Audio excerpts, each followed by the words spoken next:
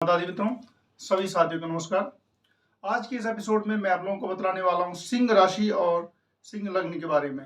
आप लोगों में से जिस किसी का भी सिंह लग्न हो या सिंह राशि हो, सबसे पहले आप पता कैसे करेंगे कि आपका सिंह लग्न है या सिंह राशि है। अपना हॉरोस्कोप देखें और उसमें चंद्रमा अगर आपका 5 नंबर में बैठा हुआ है, चंद्रमा अगर 5 नंबर में है तो आप सिंह राशि के हैं, और फर्स्ट हाउस में अगर आपका 5 लिखा हुआ है तो आप सिंह लग्न के हैं। जैसा कि नाम से ही लगता है कि सिंह यानी कि शेर, तो सिंह लग्न या सिंह राशि वाले जो होते हैं वो तेजस्वी होते हैं। शेर की तरह उनके अंदर कर्मठता होती है, महत्वाकांक्षा होता है, और उनके अंदर एक एम्बिशन होता है, और उस एम्बिशन को पूरा करने के लिए वो हमेशा तत्पर रहते हैं। तो सिंह राशि नाम शेर से ही लिया गया, सिंह से लिया गया, और सिंह के जो गुण होते हैं वो इनके अंदर उभर करके आते हैं। सबसे बड़ी बात है कि लगने से आपका सूर्य हो जाता है तो पूरी कुंडली के अंदर जो प्रभाव होता है सबसे ज्यादा वो सूर्य का ही पड़ता है। तो अगर आपका सूर्य अच्छा है, अगर सूर्य आपका उच्च का है, मेष राशि का है, या फिर अच्छे ग्रहों से दृष्ट है, या फिर केंद्र या फिर त्रिकोण में है, तो निश्चित रूप से ये आपके हित में है और इससे आपको हर हाल में फायदा मिलेगा। सूर्य चूंकि प्रशासनिक ग्रह है, एडमिनिस्ट्रेटिव प्लैनेट है, इससे आपको सरकारी नौकरी मिलने में या किसी बड़ी नौकरी में या फिर किसी बड़े ऑफिसर बनने में निश्चित रूप से इसमें मदद मिलती है। तो आप अपनी कुंडली के अंदर देखें कि आपका जो सूर्य है वो कहाँ पर है, किस परिस्थिति में है। सूर्य को ग्रहण दोष तो नहीं है। अगर आपका लगने से सूर्य होकर के और अगर राहु केतु से प्रभावित है, शनि से प्रभावित है, तो क्या होगा? तो निश्चित रूप से लगने से सूर्य कमजोर हो जाने से आपके लाइफ में स्ट्रगल होगा। आप जो चीज चाहेंगे वो मिलने में दिक्कत आएंगी, परेशानियां आएंगी। तो आपका जो मेन जो चीज है, जो मेन प्लैनेट है, की प्लैनेट है, वो सूर्य है। और सबसे पहले आप अपनी कुंडली के अंदर में सूर्य को जरूर देखें। और अगर सूर्य आपका कमजोर है, कहीं पर भी है, 6, 8, 12 में होकर के, या शनि से दृष्ट होकर के, या राहु से ग्रहण योग में आकर के, या सूर्य 0 से 5 अंश में आकर के, या फिर सूर्य अगर शत्रु के नक्षत्र में आकर के भी अगर सूर्य आपका कमजोर है, तो आपको सूर्य देव की उपासना करनी चाहिए, आदित्य हृदय स्तोत्र पाठ करना चाहिए, सूर्य भगवान को अर्घ्य देना चाहिए, आपको सूर्य नमस्कार करना चाहिए। इन सब चीजों से जो सूर्य का जो नेगेटिविटी है वो कम होती चली जाएगी। साथ ही अगर आप स्टोन पहनने के 1% भी अगर इच्छुक हैं तो निश्चित रूप से आपको माणिक धारण करना चाहिए, वो भी लाइफ टाइम। अगर आपका सूर्य लग्न है या सूर्य राशि है तो आप माणिक धारण कर सकते हैं, उससे आपको फायदा ही फायदा होगा। अब बात करते हैं सेकेंड हाउस के बुध की। अगर बुध आपका सेकेंड हाउस का भी लॉर्ड है और साथ ही साथ 11th हाउस का भी लॉर्ड है, तो बुध आपका 2 खराब घर का मालिक हो गया, क्योंकि सेकेंड हाउस जो होता है वो मार्केस होता है, 11th हाउस जो होता है वो छठे से छठा होता है, यानी कि वो रोग का घर होता है। तो अगर बुध अगर कमजोर हो गया, अगर कमजोर हो गया और उसके बाद पाप पीड़ित हो गया, यानी कि किसी पापी ग्रह से अगर वो दृष्ट हो गया, शनि से, राहु से, केतु से, मंगल से अगर वो दृष्ट हो गया, या फिर किसी तरीके से युति संबंध बना लिया, तो ये एक विपरीत राजयोग बनाता है। विपरीत राजयोग होता क्या है? जैसे कि कहा जाता है विष विशस्य औषधम, तो विष में अगर विष का जो विष काट होता है तो वो अमृत हो जाता है। तो उसी तरीके से बुध चूंकि आपका खराब घर का मालिक है, और अगर वो खराब हो गया, अगर वो ज्यादा पीड़ित हो गया, तो ये आपके लिए वो फायदा कर देता है और विपरीत राजयोग देता है। विपरीत राजयोग होने से फायदा ये होता है कि बहुत संघर्ष करने के बाद आपको बहुत बड़ी सफलता मिलती है, या फिर अनएक्सपेक्टेड सफलता मिलती है। ऐसी सफलता भी मिलती है जिसकी आप कामना भी नहीं कर रहे थे। आपको लग रहा था कि मैं इतना तक ही जाऊंगा, लेकिन आप ज्यादा आगे तक जाते हैं। तो निर्बल बुध अगर कमजोर हो जाए आपकी कुंडली में, आपके लग्न में बैठ जाए, शनि से दृष्ट हो जाए, राहु से दृष्ट हो जाए, मंगल से दृष्ट हो जाए, तो आपका बुध कमजोर हो गया, और बुध के कमजोर होने से आपको फायदा होगा। अब बात करते हैं मंगल की। मंगल आपका क्या है?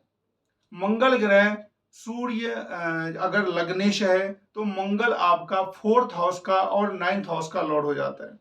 जब कभी भी कोई भी प्लेनेट केंद्र का भी और त्रिकोण का भी अगर सेम एक ही प्लेनेट अगर बन जाता है लॉर्ड, तो उसको कहा जाता है कि वो पावरफुल हो गया, यानी कि आपकी कुंडली के अंदर में सबसे ज्यादा पावर उसको मिल जाता है। तो सूर्य के बाद अगर सबसे ज्यादा पावर है तो वो मंगल को है। क्योंकि मंगल आपका केंद्रेश और त्रिकोणेश दोनों है। तो मंगल की दशा में आपको बहुत ज्यादा फायदा होगा, आपका भाग्योदय होगा, आपके साथ सब कुछ अच्छा अच्छा होगा। और अगर मंगल बली है तो आपको सरकारी नौकरी से लेकर के उच्च पदाधिकारी बनने तक हर हाल में मंगल जो है वो आपको हेल्प करते हैं। तो मंगल केंद्र और त्रिकोण दोनों का स्वामी होकर के प्रबल बली राजयोग देता है। अब बात करते हैं बृहस्पति की। बृहस्पति आपका पंचम का स्वामी है, यानी कि बुद्धि का स्वामी है, संतान का स्वामी है। तो अगर बृहस्पति आपका अच्छा है तो बुद्धि स्थिर रहेगी, अच्छी बुद्धि रहेगी, संतान अच्छे होंगे, संतान से सुख मिलेगा।